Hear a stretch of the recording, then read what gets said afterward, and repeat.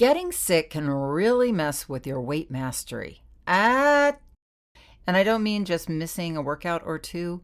Suddenly, the scale does weird things, and your appetite is off, and your routines disappear, and all those sick foods start looking a little too comforting. So, today I am going to walk you through how to stay in your identity as a weight master even when you're sick, how to keep continuity with food, movement, and yes, even if that means just wiggling your toes, that counts as exercise, and how to soothe yourself without food running the show.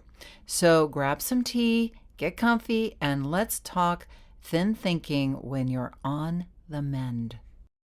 Did you know that our struggle with weight doesn't start with the food on your plate or get fixed in the gym? 80% of our weight struggle is mental. That's right. The key to unlocking long-term weight release and management begins in your mind. Hi there, I'm Rita Black. I'm a clinical hypnotherapist, weight loss expert, best-selling author, and the creator of the Shift Weight Mastery process. And not only have I helped thousands of people over the past 20 years achieve long-term weight mastery, I am also a former weight struggler, carb addict, and binge eater. And after 2 decades of failed diets and fad weight loss programs, I lost 40 pounds with the help of hypnosis.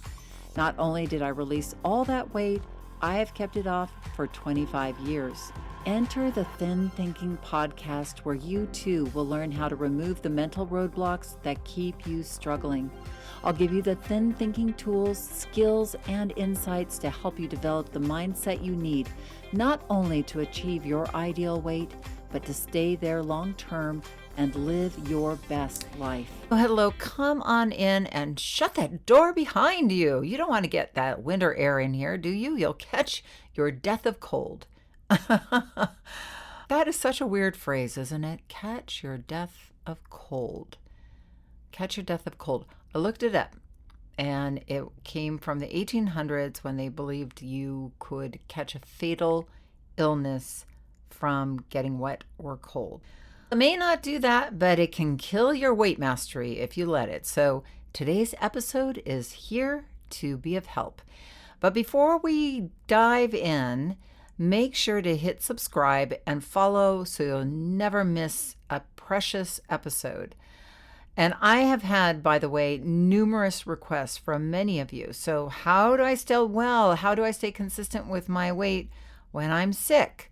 So I'm bringing this episode to you today with love. Should you come down with something, another term, come down with something. So many weird terms around being sick. When I lived in England, you never said sick, right? British people use the word ill, not sick, or unwell. Unwell. Are you unwell? Are you ill? They never said, they laughed at me when I said sick. They would also say hospital. You go to hospital. You don't go to the hospital. Oh, he's in hospital, they would say. I never quite understood why they removed the, but whatever. It sounds good. The British are very precise. He's in hospital. Who needs that extra word? They would also say medicine. Medicine, not medicine, but medicine. Oh, that's the medicine you would have. Oh, give him some medicine. Give her some medicine. I just thought I would throw that in there just in case you are ever in England and feeling unwell. Don't say you're sick. They'll laugh at you and you'll never hear the end of it. Oh, and getting better is on the mend. You're on the mend, not getting better. Oh, you're on the mend, are you? Delightful. Okay. So it may seem like getting sick is great for our weight, right? We often lose our appetite, and we also lose weight up front because we get dehydrated and we get on the scale, and the scale oftentimes is down, and yippee! But often that weight comes right back, and even more, because here are some of the challenges that getting sick or being unwell poses to our weight release. One, it interrupts the flow of the structure that we had created, our healthy lifestyle structure. It takes us out of our exercise routine, and it can be hard to get back in.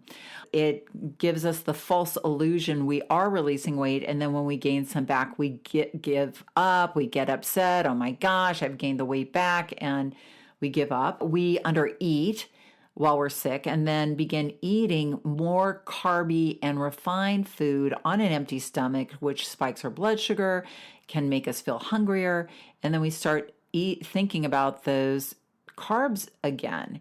And it becomes harder and harder to go back to our healthy eating habits, because let's face it, when you're sick, a salad just doesn't feel like fun. We also start comfort eating our stress and feeling sorry for ourselves. And lastly, we find it hard to get back into the healthy habits that were there before, we find it hard to get back into that structure that we had before. Okay, so then thinking around being sick, here are the mind tools. When you become unwell or sick, you want to start with identity. Remember, all behavioral change really starts with identity. And often when we're in weight release mode, we'll just be like, I'm losing weight. And then we'll get sick and we're like, I'm sick, so I'm going to stop trying to release weight and just be sick, which is all fine and good. But what that does is it puts you back in just to business as usual mode. And so whatever your brain is used to doing when you were sick in the past, it's just going to want to do that again, especially since you're sick and your brain doesn't want to work that hard.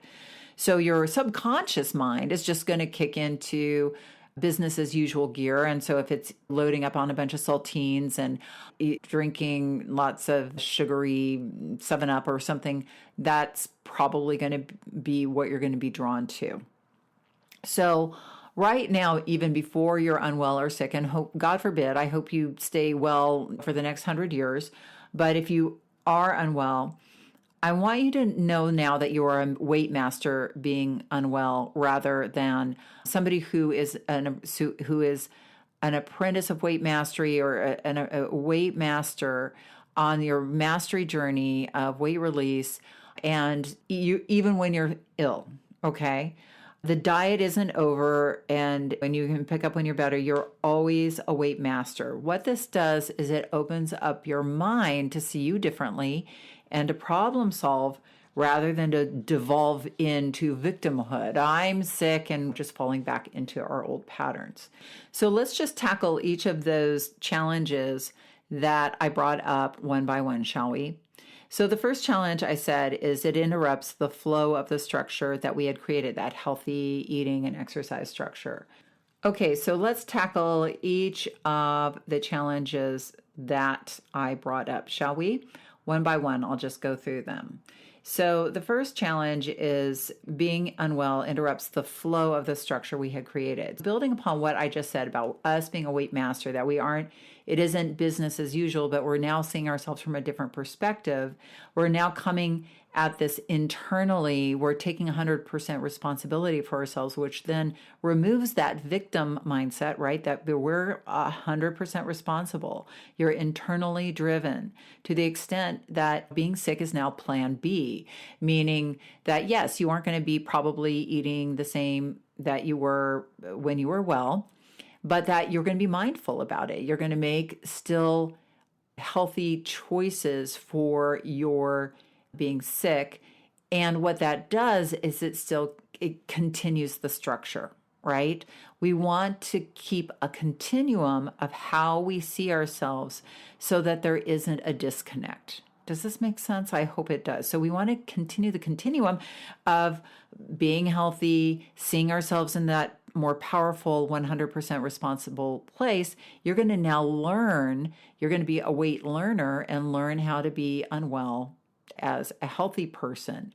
And this actually, eating healthfully, helps you mend a bit faster, because a lot of those foods that we eat when we're sick creates inflammation in our body, which slows down the healing process, especially the carby, sugary foods. So the second interrupter is it takes us out of our exercise routine, and it can be hard to get back on.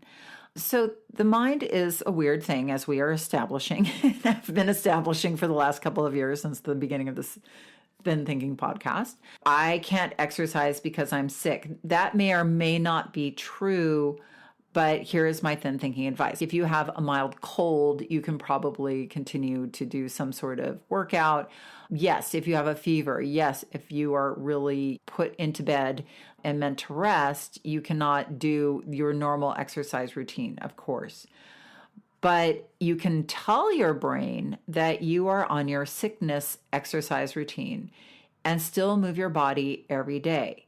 This may be as minimal as wiggling your toes for 5 minutes or moving your fingers, but we're going to call that physical activity because, again, it allows your brain to have continuity. And as you are on the mend, then you can slowly build up to what you did before, because often what happens is we just stop everything and then we try to get back, and there's usually some sort of resistance to that. But if we are keeping ourselves in exercise mode, and what I would, depending on how sick you are, of course, but if you're in a coma, obviously this doesn't apply. But even I've had clients in COVID, and I say, just wiggle your toes in bed if you are bedridden. And they continued their exercise routine. And then as they got better, they walked around the block once, called that exercise. As they got better, they would just get on the treadmill for 5 minutes a day. But what that did was continue that continuity of I exercise every day, or I exercise consistently in their mind. So if you're somebody who works out 5 days a week or walks 4 days a week, you still work out on those days, quote unquote, even though it might just be wiggling your toes in bed. I hope that makes sense to you as well. But it just keeps your brain in the world that, in the mindset that you are still exercising. And then you don't have to do all that heavy lifting of getting back into exercise, which frankly, for a lot of people, it's a deal breaker. They just give up, and then often after they're ill, they'll have a really hard time getting back into the swing of things. So the next interrupter is it gives us the false illusion we're releasing weight, and then we gain some back and we get upset and we give up. So when we become sick, again, we get dehydrated. We are a large percentage of our body, 60, 70%, 75% of our body is water, right? So when we're ill, our body is using water, we're sweating out water, if you have a fever, we're often sweating. We're not drinking enough fluids often, and even if we are, maybe we're not retaining them. So you're going to see a major fluctuation in water weight, and also the fact that you may not be eating, maybe you're throwing up, or maybe you're just too sick if you don't feel like eating food and you don't eat for a few days, and the scale may go down significantly, 5, 10 pounds sometimes. And we get on the scale, and of course, as somebody who is a scale watcher, we're like, yippee, that's amazing. I've lost all this weight, even though, we're sick. So there's that part of our mind that wants to believe that. And yet the reality of it is once you are well, that weight will come back because it's water weight. It's really not fat loss for the most part. There's 3,500 calories in a pound of fat. And so in order for you to release that pound, so maybe you have released a pound or 2 pounds over the course of being ill. That could be true, but you want to really think of it from that perspective so that you can calm yourself down on the scale. One, to set realistic expectations, because what happens is you gain the weight back, then you feel bad about yourself, and there's nothing for you to feel bad about. You have been unwell and poor thing, and you're depleted and your mind's not in the right place, and then you see that scale go up and it makes you feel even worse about yourself.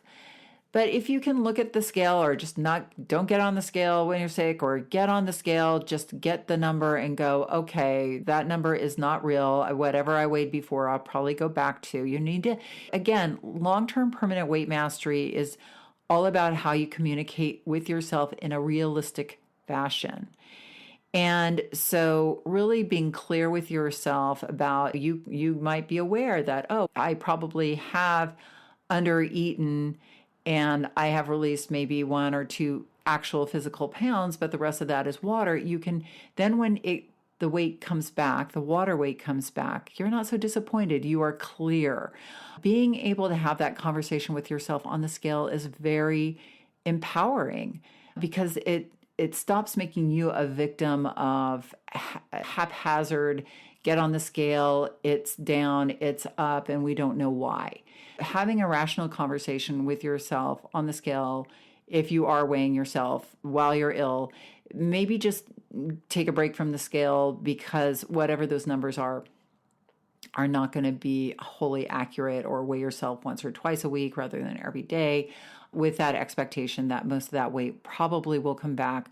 And that's okay. You can continue your weight release, but it's water weight. It's just water weight anyway. So I hope that makes sense as well.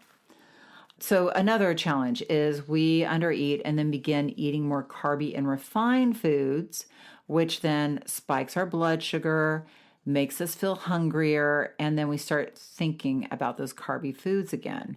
It becomes harder to go back to our healthy habits when we're feeling better. If you're eating the chicken and broccoli and, when you're well, and then you become unwell, you become sick, and you start eating the crackers and the toast, it's going to start to tickle what I like to call your carb zombie. The carb zombie is the pleasure center in your brain that gets triggered from an overabundance of carbs. And what happens when that happens, when your carb zombie gets woken up, is if you've been eating healthy and you might not be thinking too much about food and you've stabilized your hunger and your blood sugar, and then all of a sudden you're eating more carby food, that part of the brain gets engaged and you start thinking about food more, you start feeling hungrier. Now, this isn't your fault, but when you're overeating carbs, this is what happens. So the problem is, though, that when we think about then eating the chicken and the broccoli, when we're well again, our brain doesn't want to do it because once the carb zombie is awake, it doesn't want to eat chicken and broccoli. It wants to continue to eating toast and crackers. So in order to avoid this, here are some things that you want to do. You want to not reach for really refined foods when you're ill. I know you want to eat maybe something a little more comforting, which is fine, but bear this in mind. First of all, drink water and stay hydrated because that could also mess with your hunger levels. Stay away from the super refined white carbs, right? The white flour, so the saltine crackers, the white toast, the white rice, the white things that may stimulate you, especially naked carbs, meaning eating them on an empty stomach without any protein. Opt for proteins, healthy fats, and complex carbohydrates. If you need something comforting, make yourself a smoothie or some vegetable chicken soup or vegetable tofu soup, cooked vegetables, cooked fruit. Slice up an apple and put it in the microwave for 2 minutes. It makes put a little cinnamon on it. It makes it a lovely, comforting dish. You could add it on a little bit of oatmeal, wholesome oatmeal, not the really refined oatmeal that comes in the envelopes that has sugar in it, but the apple sweetens the oatmeal. Brown rice, eggs, yogurt, these are all stabilizing foods that can help you be soothing, but also not stimulate your carb zombie.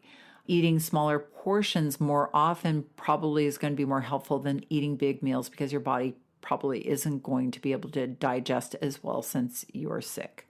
So bearing these in mind, I think can help you a lot not get off track. So another challenge is we start comfort eating our stress and feeling sorry for ourselves. So instead of feeling sorry for yourself, I am sick and I need to eat to feel better, think of yourself as a powerful, nurturing healer and start giving yourself some healing love, ways other than food. You can give yourself love and nurturing even if no one else is there. You can say to yourself, I'm sorry you're sick. Be your own loving, nurturing mama. Oh, I'm so sorry you're sick, baby. I feel bad. It's too bad that we're not well, right? Give yourself a little lovin's. but you don't want to be the victim, and you don't want to have to feel like you have to fill that victimhood with food. Oh, you're not well. I'm going to take care of you. Give yourself hot baths. Or you can do this really great meditation where you just envision your white blood cells multiplying and eating up all the bad disease cells. You can give yourself a mantra. I am on the path of healing. My body is a healing miracle. Say it again. I am on the path of healing. My body is a healing miracle. Or you can come up with your own. Give yourself massages with lotion, or have a loved one give you a nice massage with lotion. Make yourself a cup of hot tea. Get a hot pad out and sit on it, or put it where it hurts. Read a great book or trashy magazines. I love Us Magazine, People Magazine. When I'm sick, I can just sit there and consume a whole bunch of them. Or listen to an Audible while you're laying in bed. Or go sit in the sun and listen to a book. Or go just sit in the sun. The sun is so healing. Or watch or listen to a comedy show. And then the last one, you can create a gratitude list. That might be a little hard if you're sick, but you can at least create a gratitude list in your mind. When you start to feel better, think of slowly coming back. It's not all or nothing. If you've stayed away from the refined carbs, you should find it easy to get back into the healthier choices. And if you've moved your body, you can ease back into exercise. Seeing your sickness not as separate from your weight journey, but a part of your weight journey, gives you the power back. So I hope this helps. And I hope you stay well and don't need to use any of this advice ever. So stay well, stay happy. May the best health be with you. May the force be with you. And hit that subscribe button. And remember that the key, and probably the only key to unlocking the door of the weight struggle, is inside you. So keep listening and find it. And I will be with you here, happy, healthy, and well, next week. Thanks for listening to the Thin Thinking Podcast. Did that episode go by way too fast for you? If so, and you want to dive deeper into the mindset of long-term weight release, head on over to www. You will find numerous tools and resources to help you unlock your mind for permanent weight release, tips, strategies, and more. And be sure to check the show notes to learn more about my book, From Fat to Thin Thinking, Unlock Your Mind for Permanent Weight Loss, and to learn how to subscribe to the podcast so that you never miss an episode.